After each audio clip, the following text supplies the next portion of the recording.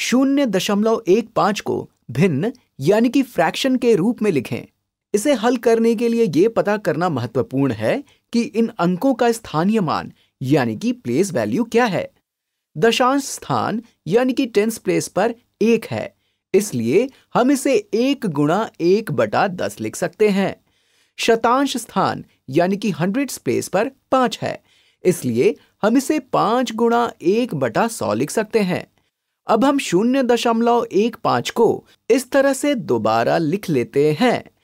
इस 1 के स्थान पर यह हो जाएगा 1 गुणा 1/10 यानी कि 1/10 जमा, और इस 5 के स्थान पर यह हो जाएगा 5 गुणा 1/100 यानी कि 5/100। और इन्हें जोड़ने के लिए समान हर यानी कि कॉमन डिनोमिनेटर का पता लगा लेते हैं। इन दोनों का समान हर 100 है, यानी कि 10 और 100 का लघुत्तम समापवर्तक यानी कि लीस्ट कॉमन मल्टीपल 100 है। इसलिए यह हो जाएगा कुछ संख्या बटा 100 जमा कुछ संख्या बटा 100। यहां पर कुछ परिवर्तन नहीं होगा, यह पहले से ही 5/100 है। और यहां पर हर यानी कि डिनोमिनेटर को 10 से गुणा करने पर अंश यानी कि न्यूमरेटर को भी 10 से गुणा करना होगा, इसलिए यह हो जाएगा 10/100। और अब हम इन्हें जोड़ सकते हैं। 10 जमा 5 हुए 15, तो यह हो जाएगा 15/100। आप इस प्रश्न को केवल देखकर भी जल्दी से हल कर सकते थे।